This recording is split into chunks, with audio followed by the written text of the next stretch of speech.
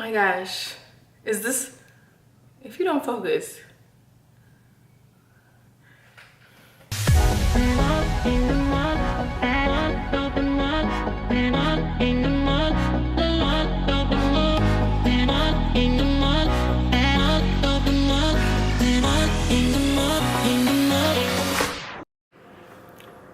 Oh my gosh, is it actually focusing? Isn't this lighting beautiful? Oh my gosh. The sun is coming out right now and I just like really like this sunsetty warm. Isn't it beautiful? Oh my gosh, I hope it stays like this. Come on, yes. Yes. What's up guys, and welcome back to my YouTube channel. It's your girl Kiana. As I've already mentioned in my previous video, I am a Christian. So I thought that this video I'd take the time out and share with you guys how I became a Christian and basically my testimony. So again, as I already mentioned, I actually grew up Catholic. And I just want to clarify, I know that Catholics are Christians as well, but I just became a non-denominational Christian, just not Catholic. All right, because a certain somebody wanted me to clarify that. My mother was Catholic and my father was actually a Christian, but they weren't together when I was born. So I actually grew up in a single parent home, and Catholicism was really the main religion that I knew of. My father, again, you know, he was Christian, but he didn't really practice it till like way later on in life. I mean, like till like maybe like a couple years ago kind of thing. So there's that. So Catholicism was really all that I knew. But yeah, I did the whole thing. I went to church every Sunday, you know, because it was mandatory. I prayed the rosary daily. I went to confession. I mean, I did all of it, all right? Now, practicing your faith is one thing, but actually having a personal relationship with God is an entirely other thing. And I'm really happy that at a young age, I did have somewhat of a personal relationship with God. You know, I prayed every night, you know, I spoke to God, made sure I prayed to God every night, aside from the rosary. Now, something else that I want to talk about is how my mother portrayed God to me. Now, I'm not saying it's her fault that she meant to do this, but for me, how I took it, to me, she painted God as someone that was very unforgiving and just very strict. So a lot of my morals that I had were literally based off of the fact that I don't want to go to hell. I didn't really get the beauty and more of the reasoning why, you know, I want to do these things. So I feel like that really sparked a curiosity in me. So going into high school, you know, one of my biggest morals was I knew that I wanted to wait until marriage to have sex. Now I want to mind you that my mother was the only figure in my life that truly practiced Catholicism and just was the representation of my whole religion, period. I didn't have community. I didn't have accountability. You know, I didn't have friends who were also Catholic that I could relate to. Actually, I had one friend who was Catholic in middle school, but she moved away, so. It would have been nice, you know, to have that support going into high school, all right? So it's high school. I was always that quiet, shy, okay. I was always that quiet and shy, goody good girl. And I had a couple of friends, and I remember them being virgins as well. But next thing you know, one by one, they started losing their virginities, and I started to question basically my morals. I started to look around at the world. Bad choice. I started to look around at the world, and I basically convinced myself that everybody's having sex. I mean, I don't think they're gonna go to hell. You know, like, so many people are having sex. It probably won't be that bad if I have sex. Very naive way of thinking, I know. But that's basically the conclusion that I came to. And at the age of 17, my senior year, I ended up losing my virginity. Now, that was the start of just everything else going downhill, all right? Again, I told you that I was, you know, that goody good girl, that shy, quiet, you know, everybody knew me as that. And so there were just things that I never thought I was gonna do, said I wouldn't do. And next thing you know, I was cursing, I was drinking, I was just, you know, doing all kinds of stuff that I wasn't supposed to be doing, you know, sneaking behind my mom's back and just all just crazy stuff. Although I didn't smoke, you know, I never wanted to smoke because I always, as a young child, connected smoke to death. So was always afraid of smoking. Thank God, didn't smoke. So yeah, my senior year, lost my virginity. I had a couple boyfriends and had a sexual relationship with them. I got into college. Mind you, this is also a period where I'm still trying to figure out who the heck I am.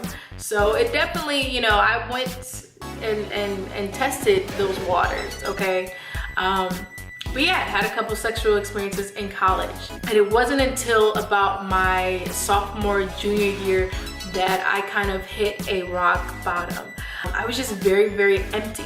You know, I was very depressed. I felt very, very lonely. I did have friends, but it just wasn't the same. You know, I kept trying to find that male attention that, you know, it was just, you know, something was missing and I didn't know what it was. You know, at this point, you know, I wasn't praying anymore. I wasn't going to church anymore. I was, you know, just saying God in sentences, but, you know, I had no connection. I completely cut all of that off. And my life just really became a mess, to be honest. And I remember swiping on Tinder until one day I actually met this guy, okay? And of course, God uses my weakness, you know, to draw me in, all right? I met this guy and he was traditional Pentecostal. Now, traditional Pentecostal, I mean, that's like black version of the Duggars. I mean, the women in his church wore skirts only, no makeup, no earrings, none of that. It was a very traditional, very strict religion in my opinion. And so I befriended this guy and he goes on to tell me that he's a virgin, he's never drank, he's never smoked, he, you know, and I just remember being just blown away. I'm just like, where were you? Where were you in high school? You know, when I had nobody, you know what I'm saying, to help me hold on to my virginity. Where were you, you know? So I ended up befriending him and of course I ended up liking him and it was just, that's a whole other thing. But we ended up basically talking a little bit in a romantic kind of way. This dog is really going crazy outside. But yeah, I remember, you know, talking to him in a romantic kind of way. And that whole idea of being unequally yoked isn't just, you know, in a matter of Christian and non-Christian. I mean, it can definitely apply to a certain denomination that, you know, you belong to. I mean, Catholic, Baptist, that whole thing, like, yeah. So really the relationship was a very big gray matter and it was never gonna work out anyway. But the biggest thing that I took away from this friendship, relationship, whatever you want to call it, is he actually taught me the beauty of God. He actually informed me. He actually basically gave me my reason why we should worship him, why we should, you know, just who God is. And I've never received that information before. I never knew that. I never, you know, I had never heard of God in that way. And it just inspired me so much, and I knew that's what was missing. I was having a huge identity crisis. I felt like, you know, I was this one person trying to be this other person, and that was my answer right there. And I'm like, this is where I'm at. I'm somewhere over here, not all the way over there. You know, he basically just gave me my reasoning why. And at that point, I started to turn my life around. I started to purge out the world and all that stuff, and it took a minute, and you know, but slowly but surely I was starting to see things through God's eyes, see the world through God's eyes. It was absolutely beautiful. So basically, eventually my friendship / relationship ended up having to end because it was just detrimental to the both of us. And it really just was never meant to be anything anyway. And it was really, really hard. I'm not gonna lie, it was tough because at this point, you know, I was in a band and I had just quit, you know, because I was questioning everything in my life, you know, questioning the music I'm singing, you know, I'm like, just everything that I was doing, what I was wearing, you know, all those things. I started to purge out all those things. So I quit the band that I was in. You know, I'm like, I need to figure out what I want to do, what I need in my life. I'm done. And so that, you know, of course started a whole other thing, you know, with my friends, you know, that were in the band and stuff. And so I really just entered into a life of really being by myself, really being alone. And, you know, this guy who helped me, you know, learn so much about God, he had to leave my life as well. And I was so angry, okay, especially at him. Just feeling left alone, you know, in this new, you know, understanding and discovery and all this stuff. And, you know, I want to grow myself and, you know, learn more, but, you know, now I have to do it by myself. Like, what? You know? So I was very, very angry, very, you know, I remember my anxiety was through the roof. Just very, very anxious. Oh my gosh. And it was hard, but I did it, you know. I threw myself into the Bible. I started reading every single day, you know, praying every single day again. Eventually, when I went back to college, I started going back to church. Now, I was going to a Catholic church because that's all I really knew, but I wasn't getting spiritually fed. I was just going because I knew, you know, I should be going to church every Sunday, but in no way, form was I getting spiritually fed. And so eventually I ended up really becoming close friends with my friend Isaiah at the time. And so he actually invited me to his church, and I started to going to, you know, a Christian non-denominational church, and I loved it. You know, I felt like God really spoke to me.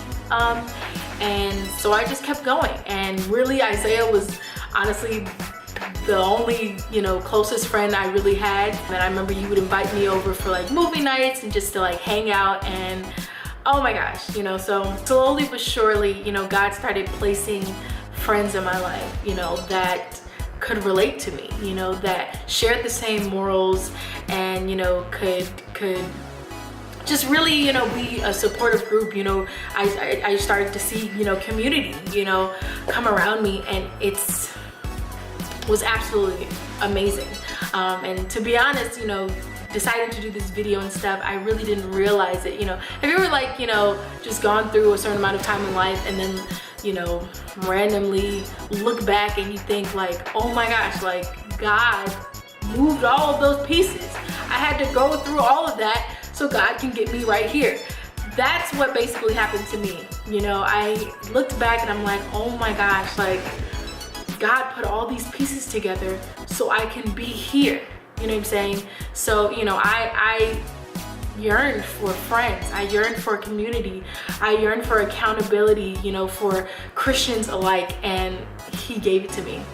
So I ended up having some awesome friends, and we still are awesome friends. I mean, I live in Arizona now, so we're not, you know, as around them anymore, but that was sent from God.